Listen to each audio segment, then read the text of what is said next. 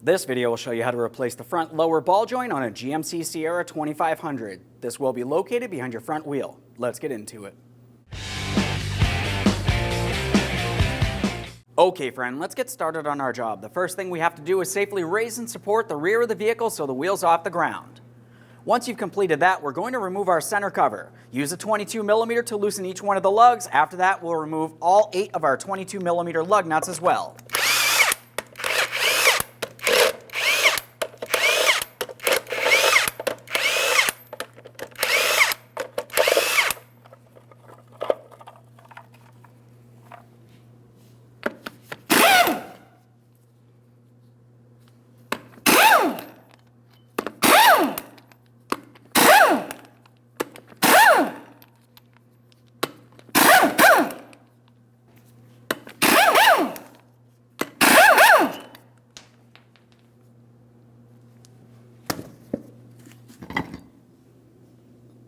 Now that we have the wheel off, let's have a close look in the center area here. We have a metal cover. We're going to dislodge this so we can make our way behind to our axle nut.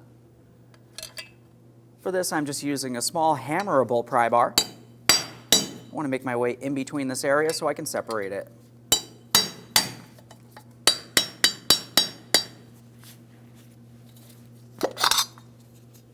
There's our cover. Just a quick inspection of that. We'll set it aside. We're using a 36mm for our axle nut.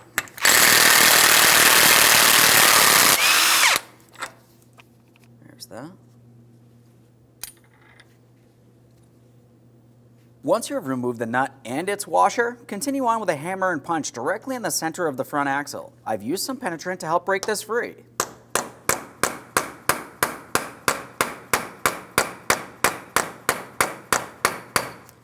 Now, once you do have movement from the axle in comparison to the wheel bearing, we'll continue on. Now, up along the top of the knuckle, this is where we can see our ABS wheel speed sensor wire from the wheel bearing, and this is leading all the way up across the top of the upper control arm, and you're going to find it makes its way behind the front wheel well. Up along the top of the frame is where you're going to find an electrical connector. We're going to carefully dislodge it, then we're going to have to separate the electrical connector from the frame and continue on down along this way. Now, as I make my way up and along the top of the frame here, I can feel where my electrical connector is. I'm just carefully pulling up on my locking tab and I'm pressing the wiring harness away. Of course, a quick inspection along each end for corrosion is extremely important. Continuing on, we're going to separate the connector from the frame next. Gently pry it up and out of the frame.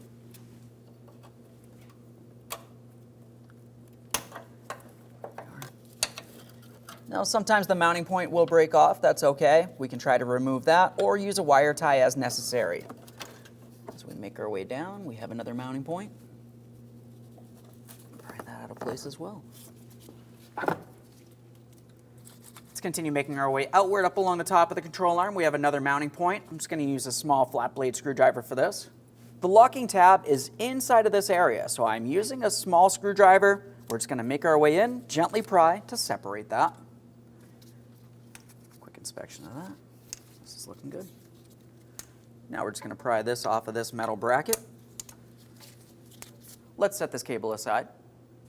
Right in the same area, we're going to dislodge the bracket, which is part of our brake flex hose. We have a 10mm mounting bolt.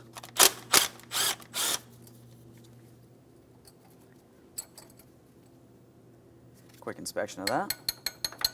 Now the next thing we want to do is start removing our caliper from this area. If you are looking along the back side of the caliper, you're going to find that you have 2 bolts holding the caliper bracket to the knuckle. We're going to be using a 21mm for each of these. As for these bolts, let's fully remove the upper one. Just give it a quick inspection and start it back in a couple threads.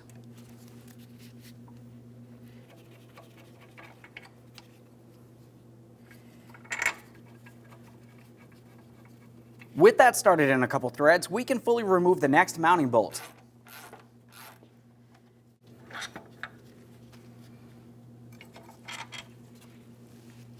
Now we're holding onto the caliper as we remove that mounting bolt. We should be able to slide this away from our brake rotor. Once you do have it pulled away from the brake rotor, pay attention to the brake pads, making sure they are still in good usable order.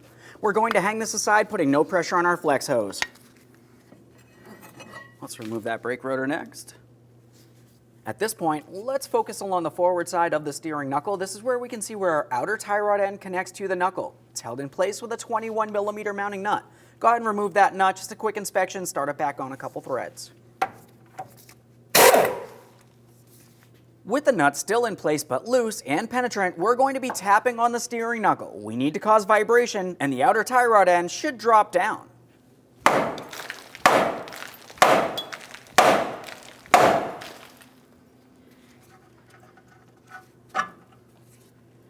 Just a quick inspection of that tie rod end. We're going to set that aside. At this point, we can pivot this as necessary.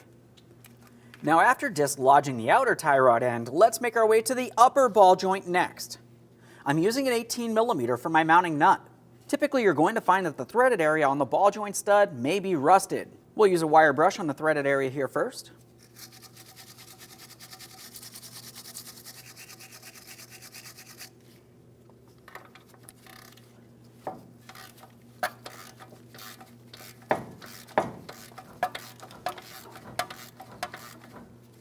Now, as you can tell, the ball joint nut is starting to come down. This is exactly what we're looking for here.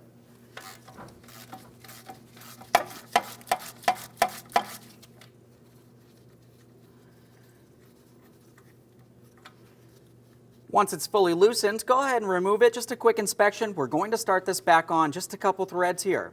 Let's make our way all the way down to the lower ball joint next. Now, down along this area, I'm going to be using a 24mm socket to remove my mounting nut.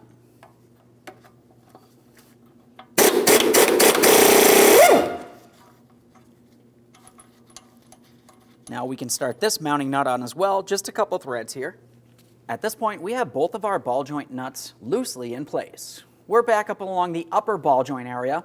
Now what we need to do is separate the ball joint stud from our steering knuckle. You don't want to use a pickle fork in this area, which could potentially damage the ball joint or the boot itself. To separate this, if you have a ball joint separator, you can use that, or just continue on with your hammer. We're going to tap on the knuckle in this area, causing vibration, just like with the tie rod end, and that should want to drop down and separate.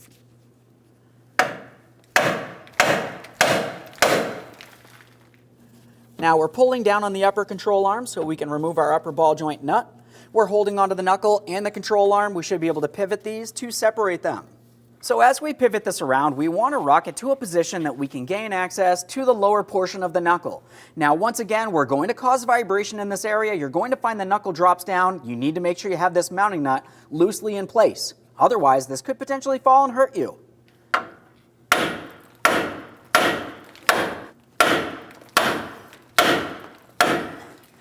Okay, so I can see this has broken free. As you start lifting this up to remove the nut, just keep in mind it's going to be a little heavy. Try not to hurt yourself here.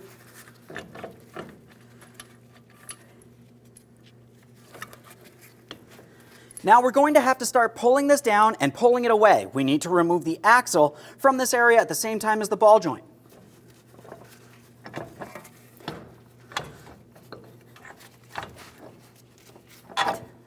Now we can focus on removing the ball joint from our lower control arm. We're going to need to have our ball joint press with specialty adapters. Now, as far as the adapters are concerned, we want to make sure we have a large cup, something that can fit over the base of the ball joint but hit up against the control arm itself. We also need to have an adapter that has a hole through the center. After this, we can continue on with our ball joint press. We're going to have the driver up against the ball joint and the rest of it's down here. We're going to be pressing the ball joint down and out of the control arm.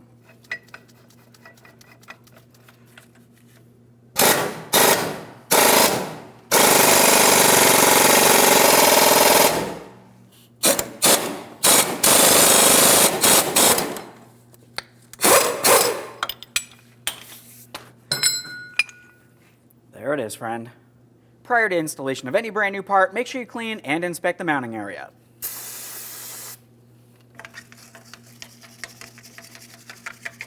Careful for any sharp ridged areas. We just want to make sure there's no miscellaneous debris. Now that we have that clean, I like to use some copper anti-seize directly in the port here. You don't need very much, just a thin layer should do. I'm using a glove finger. I'm just going to spread that around. All right, now we can install our brand new lower ball joint. When we go to install this, we'll just have a look at the stud here. We want to have that so we can insert our cotter pin. We want that facing front to back. Now, with that said, when you go to install this, as we start pressing it up, we need to have something along the top of the upper control arm. The application that we need to have has a port along the top for the top of the ball joint to go up and into during the installation process. You can't have a flat cup here, could potentially cause damage. Once you have this in the proper orientation and your cup up along the top, we're going to continue on with another adapter down here. As for the adapter along the lower portion of the ball joint, make sure it does not hit up against the boot. Just get this in place. Ball joint press.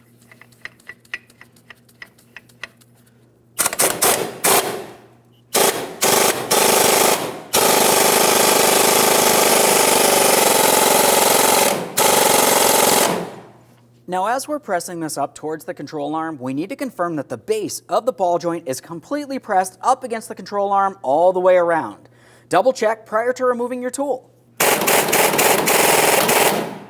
Now, while I still have pressure in this area, I'm going to lightly tap on the control arm. I want to cause vibration to help this seat.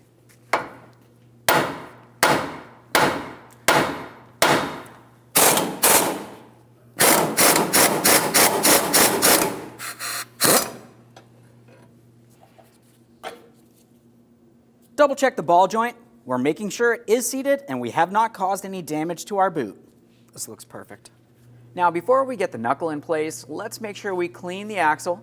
You can see that we have a splined area that slides into our wheel bearing. We'll just attempt to remove as much rust or debris from this area as possible. Just use a wire brush as necessary. We like to use some anti-seize on the splined area, not necessarily on the threaded portion though. Now, as we bring the knuckle up, we're going to have to do several things at once. We want to make sure that the wheel bearing's sliding over the axle, but as we do that, we want to have it in an area that we can have it loose, swing the lower portion underneath the ball joint stud, lift it all up, hold it in position while we start on that ball joint nut.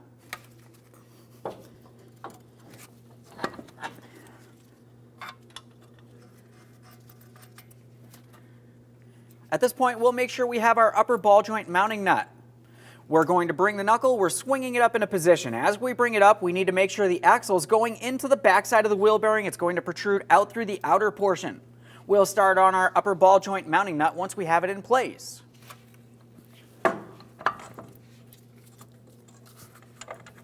Now, you may find that you have to lightly pry down on your upper control arm to get it in position. We've got our mounting nut on there. Now, to tighten the upper ball joint nut, you're going to find that the ball joint stud spins while you tighten the mounting nut.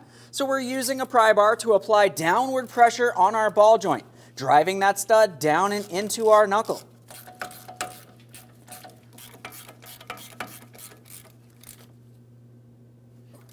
Now we're going to torque that to 37 foot-pounds. To torque this, I want to help prevent this from spinning, so I'm just using an angled awl inside of my caliper bracket port on my steering knuckle.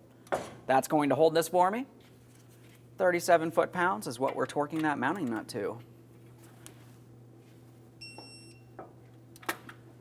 This is good. Let's make our way to the lower ball joint next. Now, as for torquing the lower ball joint mounting nut, since this does not have a captured washer on the mounting nut, we're torquing this to 37 foot-pounds. Once it's torqued, we have to make sure we continue turning it an additional 130 degrees.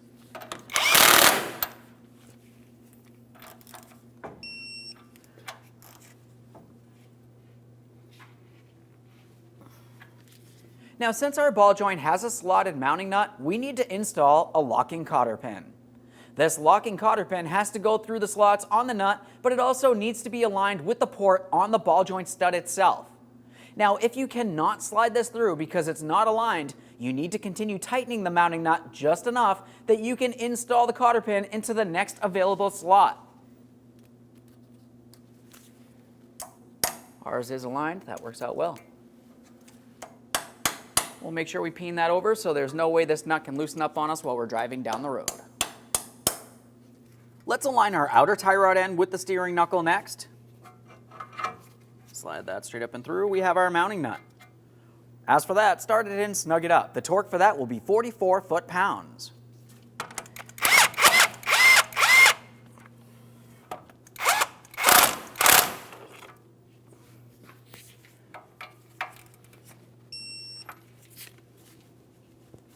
Before we install our brake rotor, let's make sure we clean our hub mating surface. You can use a wire brush if necessary. We'll use some copper anti-seize on the hub mating surface. Now it's time for the brake rotor. To hold this in position, I'm using my axle nut as a spacer and my lug nut to hold it on there. Before we bring the caliper into position, let's make sure we have the ABS wheel speed sensor wire in the proper positioning. We don't want it down here where it could get damaged by our caliper. We're going to bring it right up along the top of this area, just behind the backing plate. We'll rest it in this area. Continue on with your caliper. As for that caliper, we're going to bring it over the brake rotor. We'll slide it into place, start in each one of our 2 mounting bolts.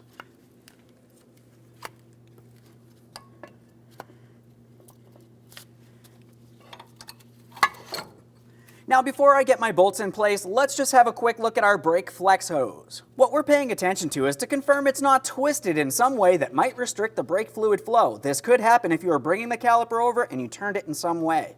Now it's time for our 2 caliper bracket mounting bolts. I've cleaned the threads. Let's continue on with installing these. We're going to torque them to 229 foot-pounds.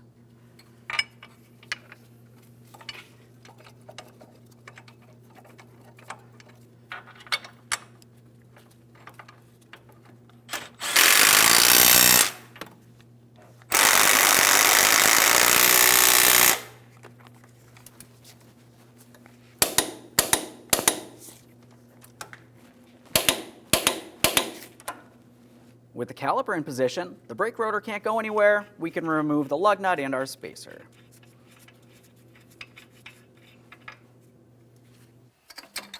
Let's pay attention to our brake flex hose next. Up along the top of the steering knuckle, you can tell that the brake flex hose bracket has a small alignment tab, and then of course we have a port on the knuckle and on that bracket for our mounting bolt.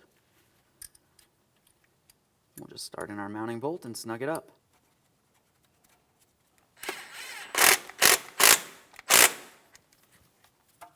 It's time to secure that ABS wire next. We'll slide that into its locking clip. Make our way over here now. You can see exactly where it needs to fit into. Press that in. Let's make our way up and behind here next. As we make our way under here, there's going to be 2 mounting points for our ABS wire. You'll find that you have a small circular port here. That's for the first mounting point. It's just going to line up and slide right in.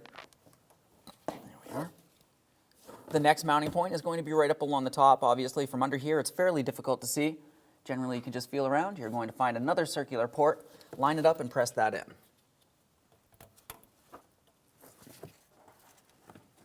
Let's get this connected. Press it in, listen for a click, double check to make sure it's secured so you do not get an ABS wheel speed sensor light. It's time for the axle nut. We'll start with our washer. Start on this axle nut. I'm going to use a pry bar. We'll come across the studs down towards the ground at an angle. That's going to prevent this from turning on us. Now when we tighten this axle nut, we have to do it by hand. You don't want to use an impact tool, which could cause damage to the bearing. We'll snug this up and then we'll torque it. Okay. I have it bottomed out, so I'm going to torque this to 188 foot-pounds.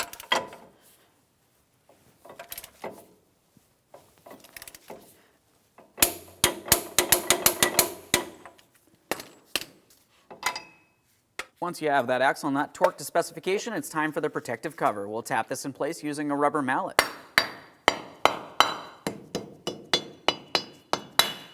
Double check to make sure it's sealed all the way around. Now one last quick inspection in this area and we can reinstall our wheel. Let's reinstall our wheel. Once you have the wheel in place, we'll start on all 8 of our 22mm lug nuts. We'll lightly bottom them out. After that, we can get the wheel back on the ground and torque each of these to 140 foot-pounds.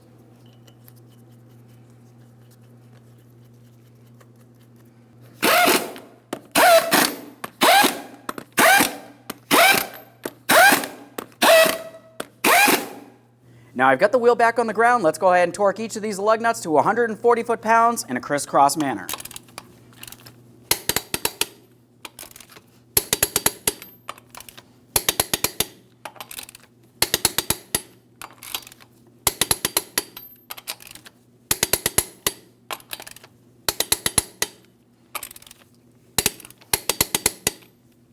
Torqued. If you have a center cover, install that now. We'll get this in place. We're using our 22mm socket to lightly bottom these out.